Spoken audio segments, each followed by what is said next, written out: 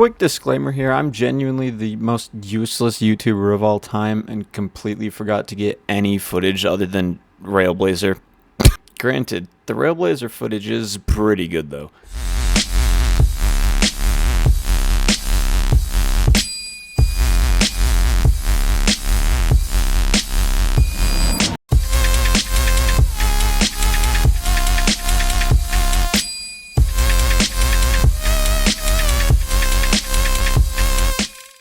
By some miracle chance, I managed to find a walkthrough from the week I went. Like, I went opening day, and then for another 2 days, and the walkthroughs from opening day. So this is technically what I was seeing, just not from my perspective.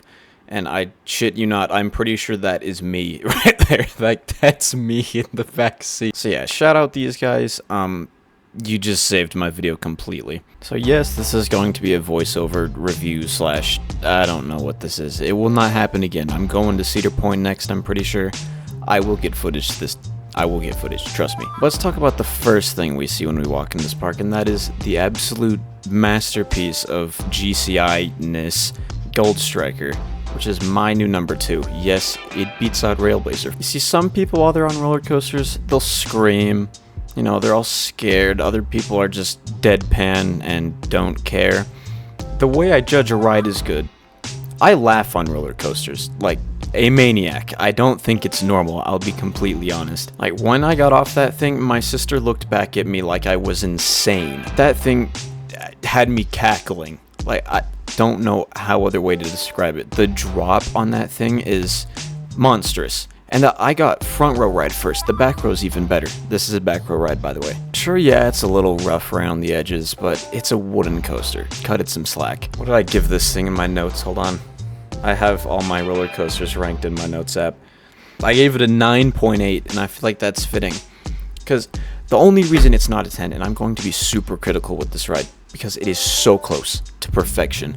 I don't feel like there's a standout element on it.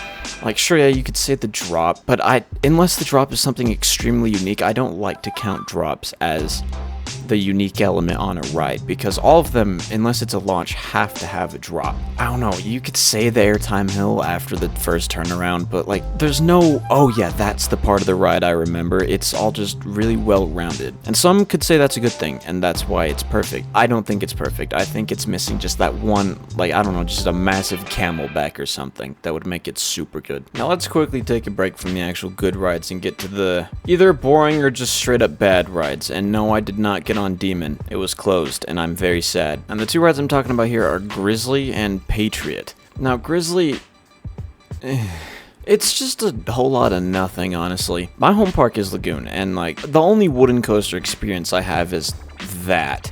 So Gold Striker really showed me what wooden coasters are capable of, and like modern wooden coasters. Grizzly is roller coaster at Lagoon, just if it had no forces. I did not get a single second, millisecond, microsecond.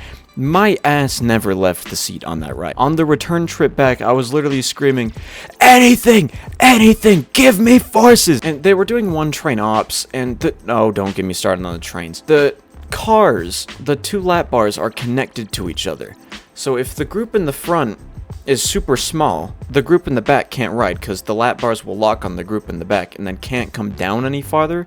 So my parents had to get off because in front of them were just like these tiny small children and they couldn't ride with the lap bars where it sat on my parents. I get it's an old ride, but can you not just give it GCI trains? That's what they did with roller coaster. And then Patriot, I wasn't expecting much because it's just I'm pretty sure it used to be a stand-up and it got converted to floorless. It was just, it's there. It's a nice supporting coaster. I believe I only gave it a 6. It's a little rough. I hit my head a few times, but granted, that's with all over-the-shoulder restraints. It's just eh. Mid! Now, moving on from the mistakes of B&M, we get to the good B&M with Flight Deck. This is my first B&M invert, and it tried to kill me. What? Honestly, I think I may have died in an alternate universe. I heard these were intense, but I was not ready, let me tell you that. I got back to the station after my first ride and struggled to walk. That has only happened 2 other times, and that's with Velocicoaster and the first time I rode Cannibal. and that's because I was a small child and had no clue what a good roller coaster really was. I grayed out every single time on this ride. Front row, back row, I grayed out every single time. And I marathoned this thing too. We went on the first 3 days of opening. It was dead. There was nobody there. They let us stay in the station and just keep riding. It's a monster. The zero G roll is super snappy. The helix after the loop killed me a couple times. The corkscrew, it pulls you in. It tricks you. It's a what's the word? Deceiving. Yeah. You start turning at kind of a slow pace, and then it just yanks you around the rest of the way, and then it puts you in this helix. I thought I was gonna lose my shoes. This is my sister and mom's favorite ride from this park. If this is what B&M inverts are like, I need to get on some more, because I know this doesn't compare to the Batman the Ride clones. Now, granted, this isn't exactly my type of ride. I'm not too keen on intensity. I'm more of a fan of just chaos, which is why I love Gold Striker so much. I gotta give it credit. This thing's insane. I believe I gave it an 8.5. It's a little short, and again, not my type of ride, but it is... For what it is, this thing is nuts. And now it's time for, will this opinion get me cancelled? Railblazer is not a 10. Now, while I will admit it, this ride is... the sheer amount of air you get on just almost every single element on this ride is ridiculous. I had never truly felt ejector airtime until this ride. This is my first RMC. And oh my god. Yeah, this ride's good traits are extremely good. It's super aggressive, I like that. There's a lot of airtime, I like that. But it's also like 20 seconds. I like myself a long ride. And also the seating. The seating is pain. Genuine pain. I got leg cramps almost every single ride coming back to the station, and that just ruined it for me. I do think restraints and comfort can ruin a ride. If it's not comfortable, it could have the greatest layout of all time, but it might not be that good. Skyrush. See, I don't think it's a 10. I gave a 9.7, only 0.1 below Gold Striker, because for what it has, it's glorious, but it's too short, and it hurts. I like chaotic rides, but I don't like rides that hurt me. And finally, to close out the roller coaster section, Woodstock Express, isn't it an Intamin? It's an Intamin, and the whole ride I was screaming I hate Arrow. And I do actually have an interesting story about Psycho Mouse. I'm convinced it's cursed. Genuinely. Every time we tried to ride it, it would start raining. Even when we actually got on it, it was raining a little bit. They kept having to shut the ride. I'm honestly surprised I got the credit. And then finally, Lucy's Krabby Cabbies. It has more forces than Grizzly.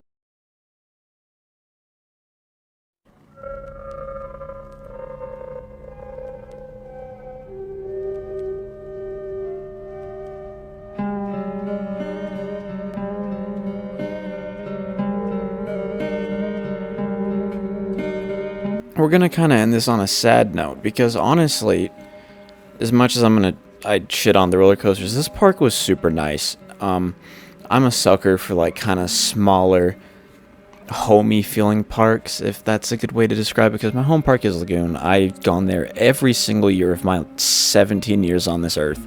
And I love just the feeling of like a warm place. I hate corporate shit. I hate it.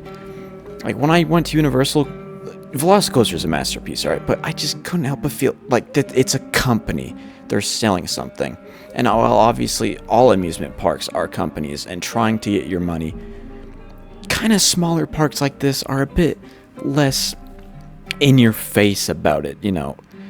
So it's such a shame that this place is going to close. Like, you walk in and you just get this beautiful fountain, Gold Striker to your right, and then apparently that carousel is the world's tallest carousel.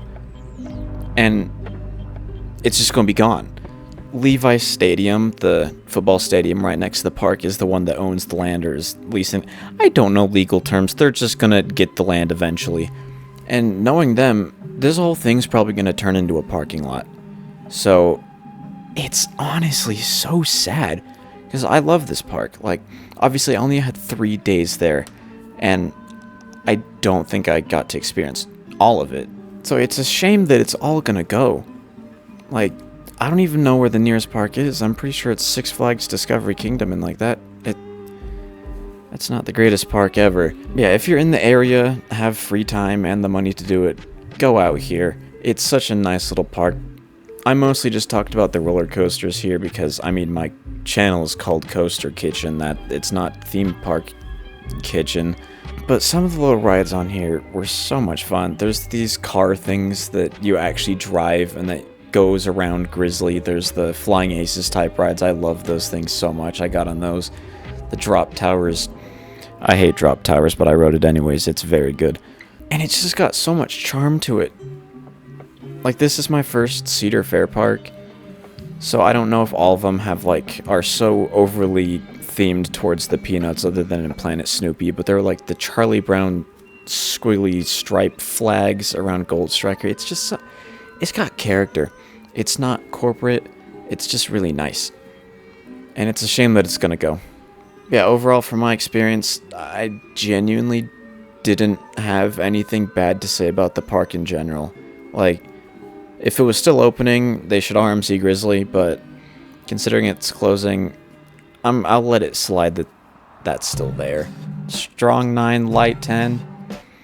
It's a great park, and it's really a shame that it's going to get closed.